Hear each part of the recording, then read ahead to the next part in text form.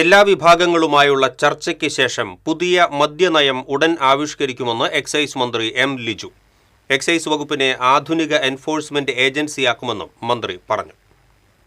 Thrissur പൂത്തോളിലെ Kerala excise അക്കാദമിയിൽ നടന്ന civil excise ഓഫീസർമാരുടെ പാസിംഗ് ഔട്ട് പരേഡിൽ സല്യൂട്ട് സ്വീകരിച്ച ശേഷം മാധ്യമപ്രവർത്തകരോട് സംസാരിക്കുകയായിരുന്നു മന്ത്രി. മദ്യനയം തീർച്ചയായിട്ടും LDFിൻ്റെ മദ്യനയമായിരിക്കില്ലല്ലോ UDFിൻ്റെ. പക്ഷെ മദ്യനയം രൂപപ്പെടുത്തുന്നത് വളരെ കൃത്യമായ ചർച്ചകളിലൂടെ തന്നെയാണ്.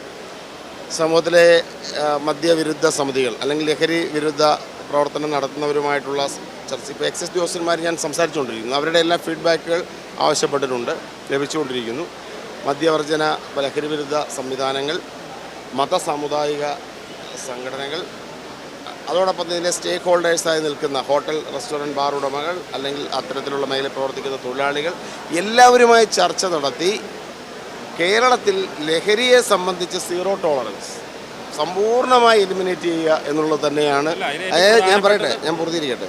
NDPSനെ, അതായത് മയക്കുമരുന്ന് ലഹരിയെ സമ്പൂർണ്ണമായി വേരുപിഴുത് എറിയുകയും അതോടൊപ്പം മദ്യത്തിൻ്റെ കാര്യത്തിൽ മദ്യവർജനം എന്ന ആത്യന്തിക ലക്ഷ്യം മുൻനിർത്തിക്കൊണ്ട് റെസ്പോൺസിബിൾ ഡ്രിങ്കിങ് സംസ്കാരം നാട്ടിലുണ്ടാക്കുക എന്നുള്ളതാണ് എക്സൈസ് ഇപ്പോൾ മുന്നോട്ട്. ബാറുകളുടെ എണ്ണത്തിൽ കഴിഞ്ഞ ഗവൺമെൻറ്റിൻ്റെ കാലഘട്ടത്തിൽ നിരവധി ബാറുകൾ അനുമതി കൊടുത്തിരുന്നു. ഇനി ബാറുകളുടെ എണ്ണം കുറവ് വരണോ തീരുമാനിക്കുന്നത് വ്യക്തിപരമായൊരു തീരുമാനമല്ല. അത് UDFിൻ്റെ ചർച്ചയുണ്ടാകും, പാർട്ടിക്കുള്ളിൽ ചർച്ചയുണ്ട്, സമൂഹത്തിലെ എല്ലാ തരത്തിലുള്ള ആളുകളുമായും ചർച്ച ചെയ്യും. അത്തരത്തിലൊരു തീരുമാനത്തിന് ശേഷമേ ആത്യന്തികമായ മദ്യനയം പ്രഖ്യാപിക്കൂ.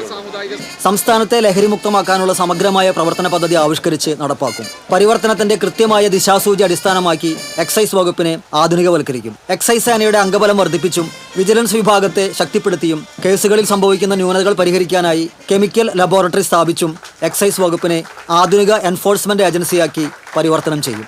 എൻഫോഴ്സ്മെന്റ്, ബോധവൽക്കരണം, അഡിക്ഷൻ സെന്ററുകൾ, പുനരധിവാസം എന്നീ 4 സ്തൂപങ്ങളിൽ അടിയുറച്ചുള്ളതായിരിക്കും പ്രവർത്തനം.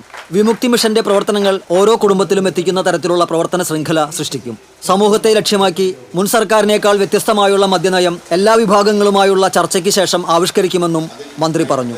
Excise commissioner Sriram Sambasiva Rao, excise academy director TM Manju എന്നിവർ സേനാംഗങ്ങളുടെ അഭിവാദ്യം സ്വീകരിച്ചു. ചിട്ടയും കാര്യക്ഷമവുമായ പരിശീലനം പൂർത്തിയാക്കിയ 35ാം ബാച്ചിലെ 66 സിവിൽ എക്സൈസ് ഓഫീസർമാരാണ് കോരിച്ചൊരിയുന്ന മഴയത്ത് നടന്ന പാസിംഗ് ഔട്ട് പരേഡിനെ തുടർന്ന് സേനയുടെ ഭാഗമായത്.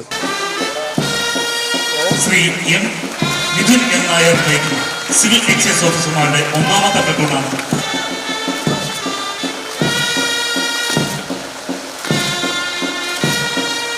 അമൽ M. നയിക്കുന്ന സിവിൽ എക്സൈസ് ഓഫീസർമാരുടെ 4ാമത്തെ പ്ലട്ടൂണാണ് ഇപ്പോൾ മുഖ്യാതിഥിക്ക്.